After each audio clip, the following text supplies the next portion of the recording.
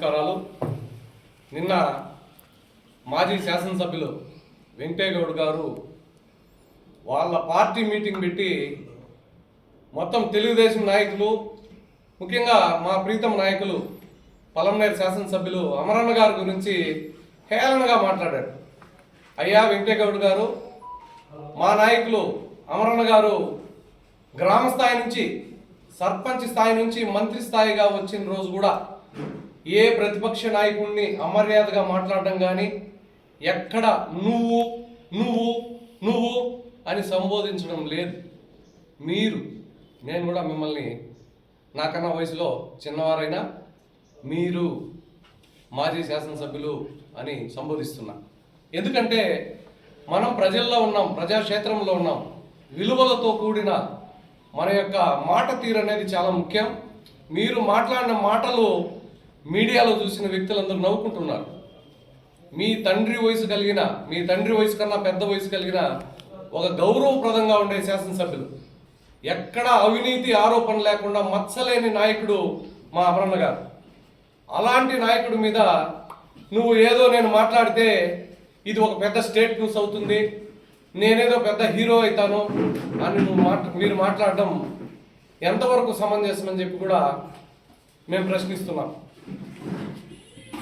తర్వాత మీరు ఆక్రమణలో భూముల దోపిడీ గురించి మాట్లాడారు. మాజీ శాసనసభ్యుల వారు భూముల దోపిడీ గురించి, గంగవరం మండలంలో భూముల దోపిడీ జరుగుతూ ఉంది అని మీరు మాట్లాడారు. చెప్పండి, ఏదైనా మీ దగ్గర ఆధారం ఉందా? ముఖ్యంగా మీరు మాట్లాడింది 30 కోట్లు విలువైన 346/2 సర్వే నెంబర్ గురించి మీరు మాట్లాడారు. 346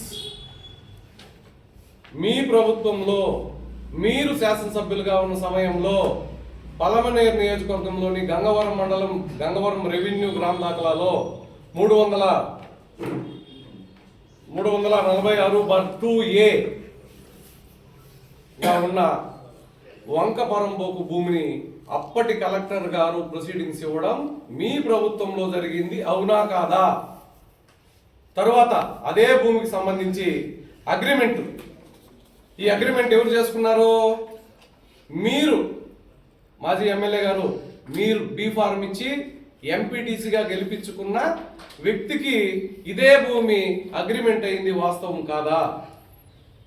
తర్వాత అగ్రిమెంట్ తర్వాత అదే భూమిని మీ ఎంపీటీసీ వైఎస్ఆర్సీపీ ఎంపీటీసీకి రిజిస్ట్రేషన్ అయ్యింది, వాస్తవం అవునా కాదా వెంకటేగౌడ్ గారు?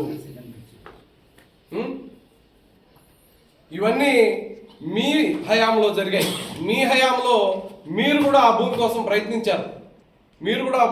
ప్రయత్నిస్తే మేము ఇతనికి ఆ భూమి ఇస్తే మాకు డబ్బులు ఇస్తాడో ఇవ్వడో, ఆల్రెడీ చెక్ బౌన్స్ కేసుల్లో కోర్టు చుట్టూ తిరిగే వ్యక్తి మాకు డబ్బులు ఎక్కడిస్తాడు, అతనికి ఆయన పక్కలో ఉండే అనుచరులకి మనం ఈ భూమి అమ్మకూడదు అని మీ పార్టీకి సంబంధించిన వాళ్ళే వేరే వాళ్ళకి ఏదో అమ్ముకున్నారో, వాళ్ళు ఏం చేసుకున్నారో మాకు కానీ మా శాసనసభ్యులకు కానీ ఎక్కడైనా సంబంధం ఉందని నిరూపిస్తే దేనికైనా మేము సిద్ధమని చెప్పి కూడా తెలియజేస్తున్నాం. కాబట్టి దోపిడీ కేర్ ఆఫ్ అడ్రస్ వైకాపా. మీరు మా వైసీపీ వాళ్ళు దోపిడీ అనబోయి టీడీపీ వాళ్ళని పొరపాటుగా మీరు మాట్లాడినట్టున్నారు వెంకటేగౌడ్ గారు. ఒకసారి సరిచూసుకోండి బ్రదర్ అని చెప్పి కూడా నేను తెలియజేస్తున్నాను. ముఖ్యంగా దోపిడీ అంటూ మాట్లాడతాడు. గంగవరంలో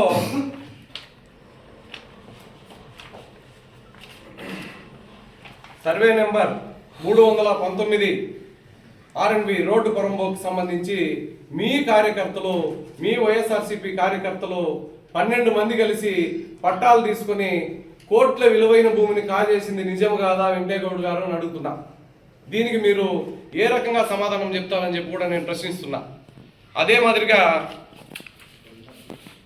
గంగవరం హై స్కూల్ పక్కలో ఈ మధ్య కాలంలో ఒక ఎర్ర బంకు వెలిసింది. అది రాత్రికి రాత్రే పుట్టుకొచ్చిందా తెలియదు. బినామీ పత్రాలు సృష్టించి ఇప్పుడు ప్రస్తుతంగా ఉన్న గంగవరంలో ఒక కీలకమైన పదవిలో ఉన్న వ్యక్తి కుమారుడు ఈ బంకు పెట్టింది వైకాపా లీడర్ అని చెప్పి మీకు తెలుసా వెంకటేగౌడ్ గారు నేను అడుగుతున్నా. వీటన్నిటికీ మీరు ఏం సమాధానం చెప్తారు? మేము విత్ ప్రూఫ్స్తో మీకు పత్రికా మీడియా సోదరుల ద్వారా నేను తెలియజేస్తున్నా, ప్రశ్నిస్తున్నా వెంకయ్యగౌడ్ గారిని.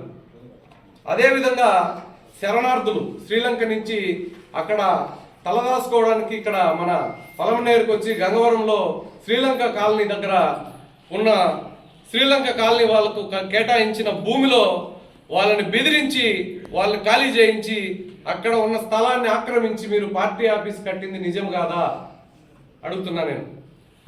వెంకయ్య గౌడ్ గారు సమాధానం చెప్పగలరా? ఇంకా ఎన్నో ఉన్నాయి మాట్లాడాలంటే. మీరు మాట్లాడే ముందు అన్ని వాస్తవాలను తెలుసుకొని మాట్లాడండి. దోపిడీ చేశామని మా నాయకుల మీద మీరు మాట్లాడే స్థాయి మీది కాదు. దయచేసి గుర్తించుకోండి. మీ తప్పులను కప్పిపుచ్చుకోవడానికి ఇతరుల మీద మీరు నిందలు వేస్తూ ఆరోపణలు చేయడం సమంజసం కాదని చెప్పి కూడా ఈ సందర్భంగా తెలియజేస్తున్నాను.